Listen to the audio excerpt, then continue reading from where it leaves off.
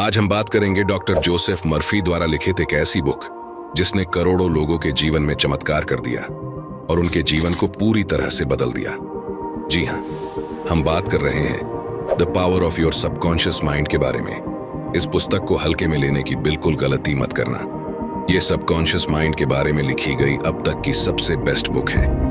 Doctor Joseph Murphy ने अपना अधिकांश समय पूर्वी देशों के धर्मों के अध्ययन में बिताया।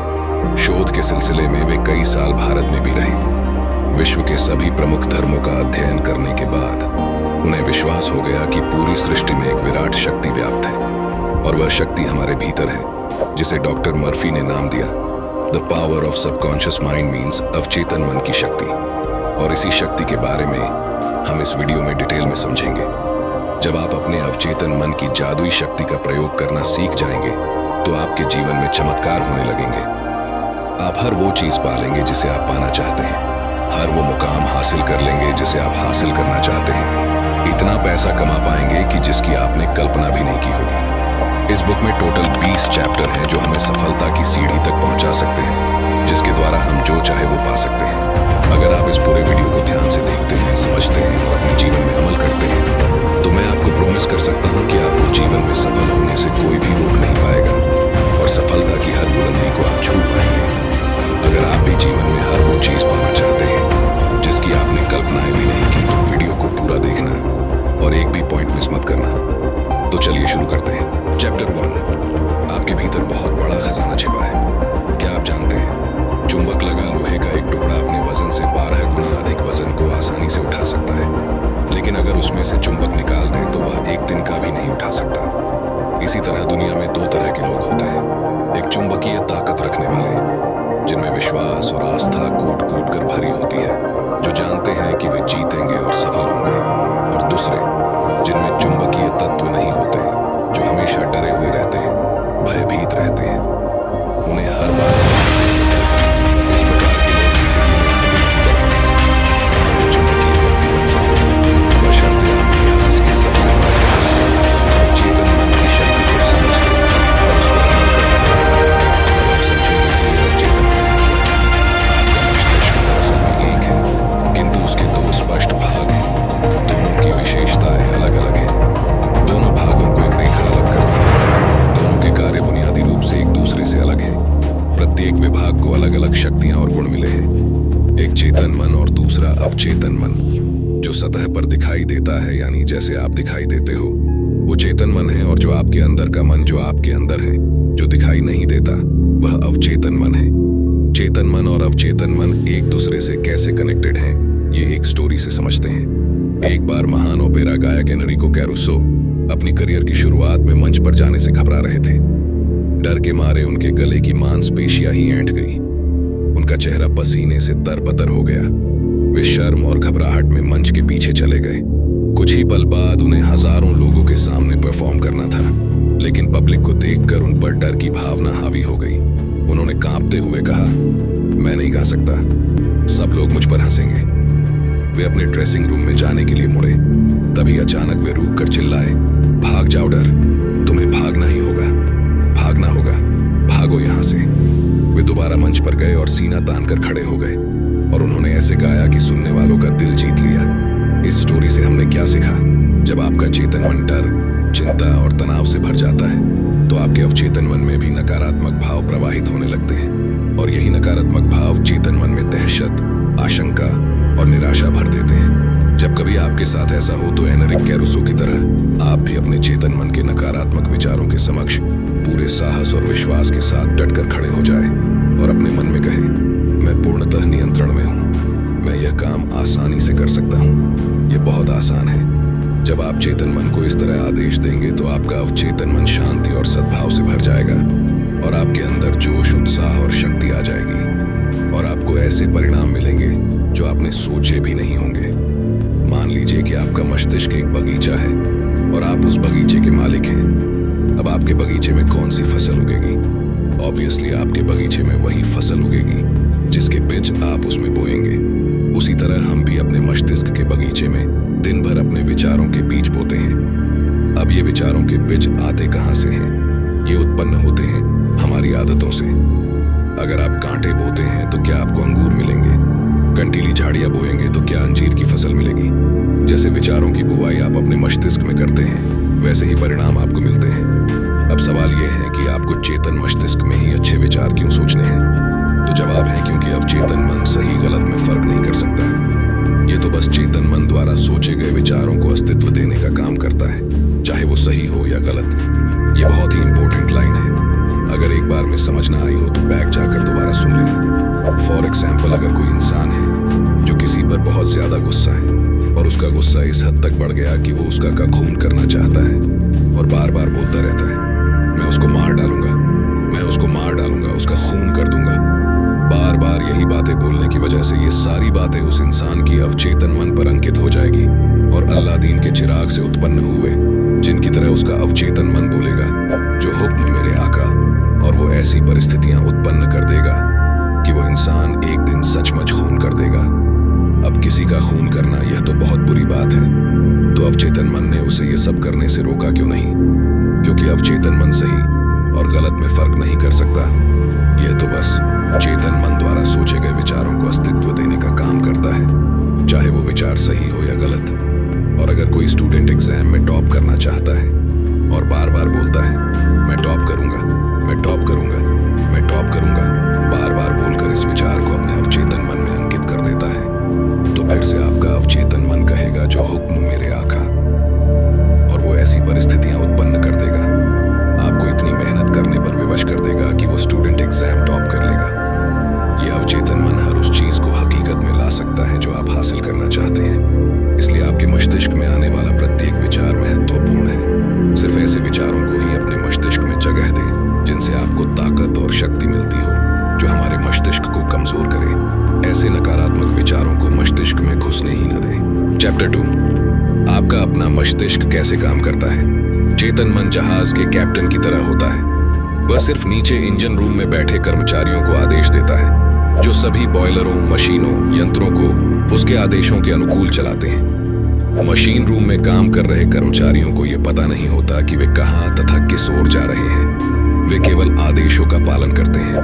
कैप्टन अपने कंपास और अन्य यंत्र के आधार पर यदि गलत या अधूरा आदेश भी देता है, तो भी वे उस आदेश को बिना कोई सवाल करे मान लेते हैं, भले ही वे पहाड़ से टकरा ही क्यों न जाए, क्योंकि उनका काम सिर्फ ऑर्डर फॉलो करना है। एम्प्लॉइज कैप्टन से सवाल नहीं कर सकते, वे केवल आदेश का पालन करते हैं। ठीक इसी तरह आपका चेतन मन कैप्टन है, आपके जहाज का नेविगेटर है। जिस विचार पर आपका चेतन मन विश्वास करता है और सही मानता है, उसी विचार को अवचेतन मन बिना सवाल पूछे आपका आदेश समझकर स्वीकार कर लेता है, चाहे वो सही हो या गलत। इससे उसे कोई फर्क नहीं पड़ता। और जब चेतन मन से कोई शब्द या वाक्य आप बार बार बोलते रहते हैं, तो आपका अवचेतन मन उसे एक्सेप्ट कर लेता है और उसे साकार कर देता है, चाहे वो चीज सही हो या गलत, सकारात्मक हो या नकारात्मक। जब आप कोई नकारात्मक चीजें बार बार कहते हैं, जैसे कि ये बहुत मुश्किल है, मैं ये नहीं कर सकता, मैं स्मार्ट और इंटेलिजेंट नहीं हूँ, मैं किसी काम का नहीं हूँ, मैं बिल्कुल नाकारा हूँ, ये मेरे बस में नहीं है, मैं अमीर नहीं बन सकता, तब आपका अवचेतन मन आपके शब्दों को स्वीकार कर लेता है और बिल्कुल वैसी ही परिस्थितियां पैदा कर देता है, जिससे आपके लिए वह चीज प्राप्त करना सचमुच मुश्किल बन जाता है। जब तक आप ये कहते रहोगे, मैं यह कार नहीं खरीद सकता, मैं यूरोप की यात्रा नहीं कर सकता, मैं यह घर नहीं खरीद सकता, यह सूट, यह पतलून नहीं खरीद सकता, तब तक यह जान लो कि आपका अवचेतन मन आपके नकारात्मक आदेशों का पालन करता रहेगा और जीवन भर आप अभावों में जीते रहेंगे। लेकिन अगर आप इसके बदले यह बोलते हैं, यह बहुत आसान है, मैं बहुत स्मार्ट और इंटेलिजेंट हूँ, मैं 100% अमीर बन सकता हूँ, मैं यह कार खरीद सकता हूँ, मैं यूरोप टूर पर जा सकता हूँ, तो आपका अवचेतन मस्तिष्क बिना सवाल पूछे ये सच मान लेगा और ऐसी परिस्थितियां उत्पन्न कर देगा जिससे आप उस चीज को हासिल कर लेंगे। सुनने में आपको थोड़ा अजीब लग रहा होगा, लेकिन यही सच्चाई है दोस्तों। एक और एग्जाम्पल देखते हैं। एक युवा गायिका को गाने के ऑडिशन के लिए बुलाया गया। वह बड़ी आस लिए इंटरव्यू का इंतजार कर रही थी, किंतु 3 बार वह ऑडिशन में फेल हो गई। उसका गला बहुत मधुर था, लेकिन फिर भी वह फेल हो जाती थी। क्यों?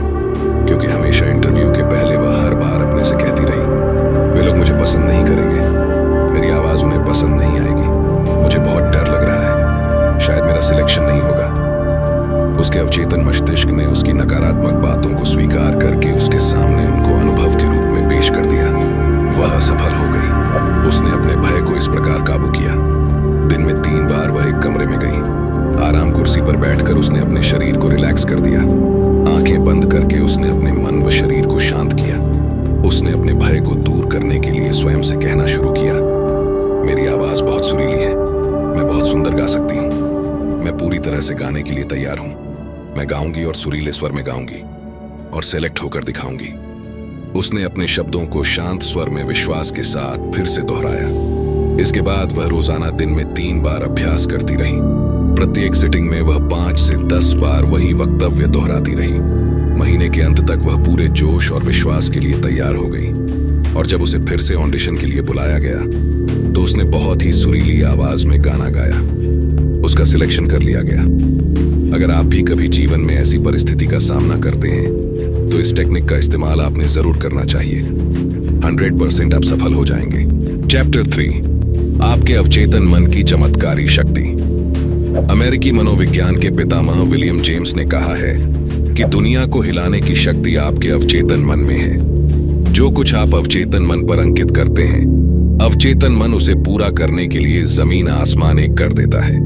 इसलिए आपको इसमें सही और सकारात्मक विचार अंकित करने चाहिए। आपने कई बार रियलाइज किया होगा कि अगर आपको कहीं पिकनिक पर जाना हो या कहीं यात्रा पर जाना हो और जिसके लिए आपको सुबह 4 बजे उठना हो तो उस टाइम आप 4 बजे का अलार्म लगाते हैं और सो जाते हैं। लेकिन सुबह 4 बजे का अलार्म बजने से कुछ मिनट या कुछ सेकंड्स पहले ही आपकी नींद खुल जाती है। ऐसा क्यों होता है? क्योंकि आपका अवचेतन मस्तिष्क बहुत पावरफुल होता है और जब आप सोने गए थे तो सोने से पहले आपने मन में कहा था कि मुझे कल सुबह 4 बजे उठना है। आपके अवचेतन मन पर वह बात अंकित हो गई और आपका अवचेतन मस्तिष्क काम पर लग गया और अलार्म बजने से कुछ सेकंड या मिनट पहले ही उसने आपको उठा दिया। यही टेक्निक आप बहुत बड़ी बड़ी चीजें पाने के लिए भी आजमा सकते हैं।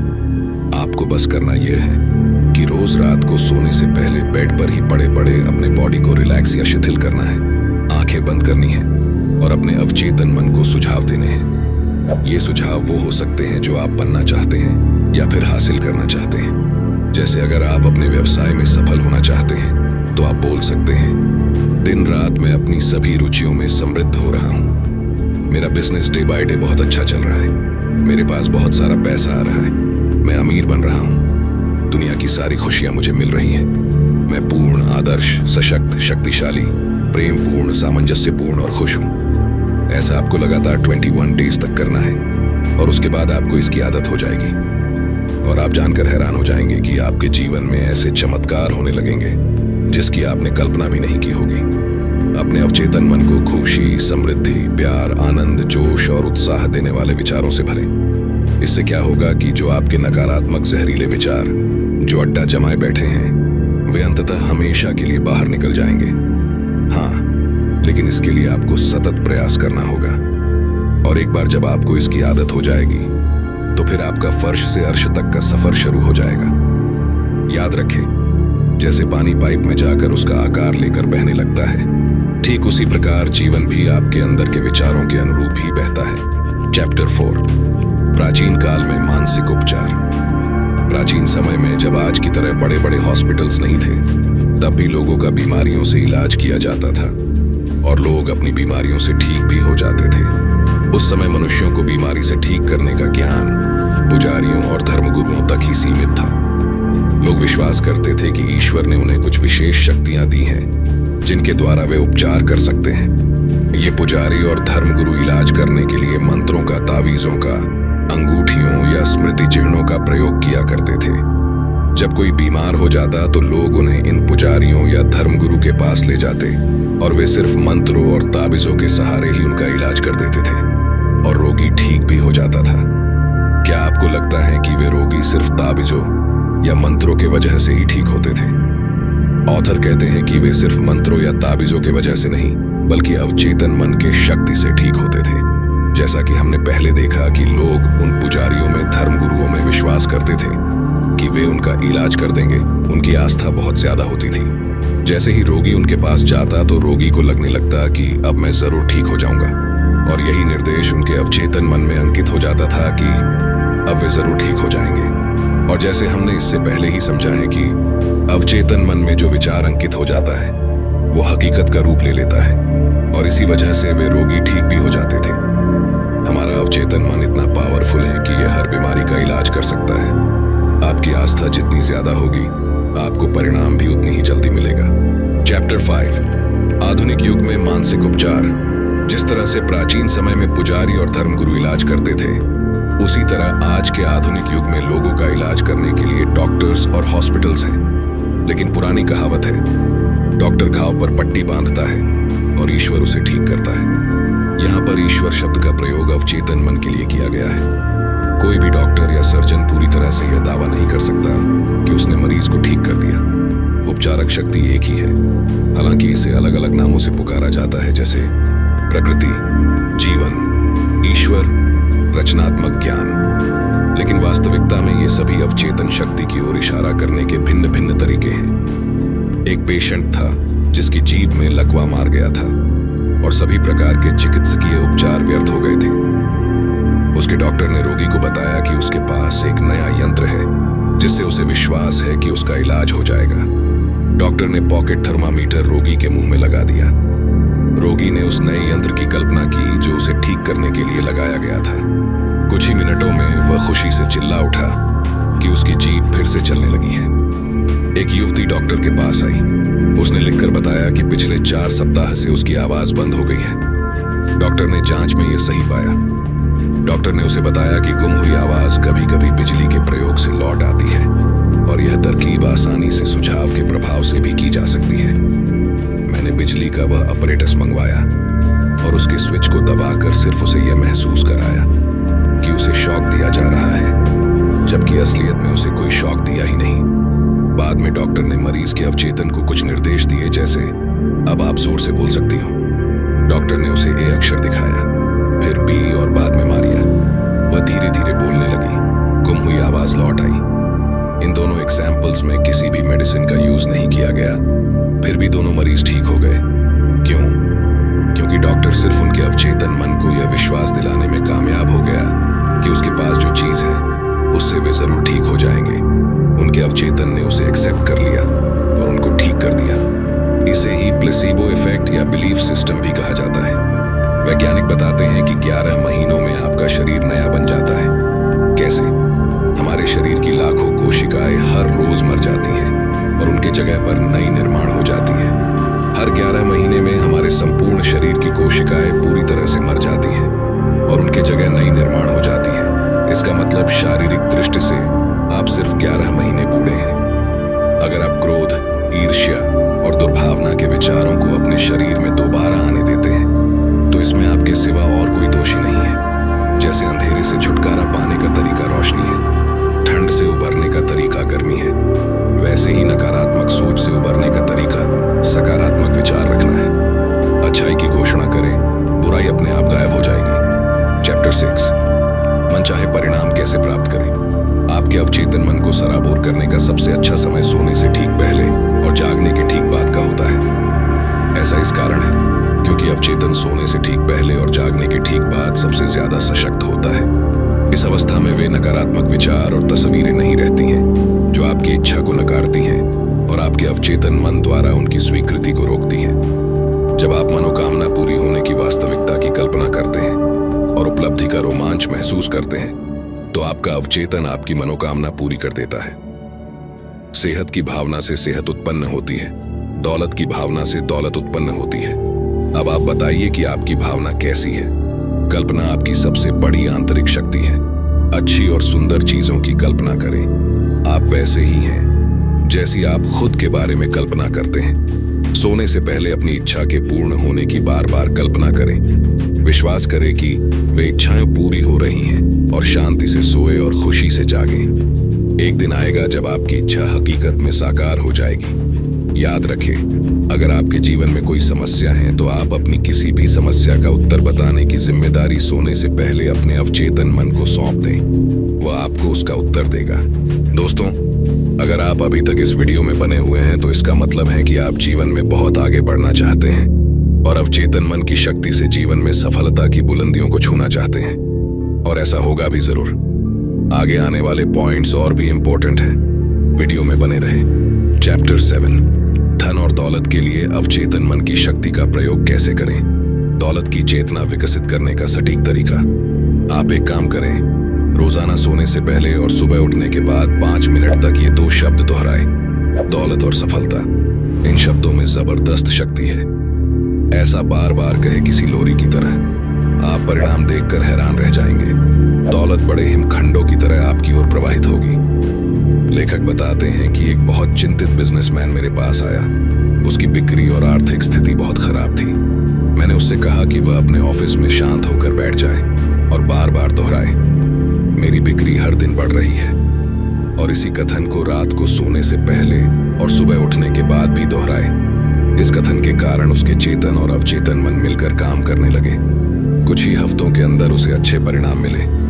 आप भी यही फॉर्मूला अपना सकते हैं। कुछ लोग कहते हैं, ओह मैंने ये किया था लेकिन कुछ नहीं हुआ। उनको परिणाम इसीलिए नहीं मिले क्योंकि शायद 10 मिनट बाद ही वे डर के विचार में डूब गए थे और उन्होंने उस अच्छे विचार को नकार दिया था जिसकी उन्होंने घोषणा की थी। जब आप सुबह जमीन में कोई बीज बोते हैं और दोपहर तक अगर वो पौधा नहीं बन जाता, तो क्या आप उसी दिन जमीन खोदकर बीज को बाहर निकाल लेते हैं?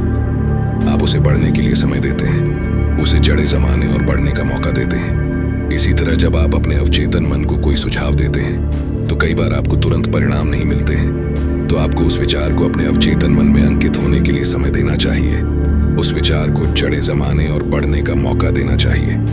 जिस वक्त दौलत का विचार आपके अवचेतन में अपनी जड़ें जमा लेगा तो आपको इतनी दौलत मिलेगी जितनी आपने कभी सोची भी नहीं होगी। चैप्टर 8, अमीरी की शाही राह पर कैसे चलें। यहाँ एक आसान तकनीक दी जा रही है जिसका प्रयोग आप अपने जीवन में धन को कई गुना करने के लिए कर सकते हैं। एक शांत रूम में चले जाएं, आराम कुर्सी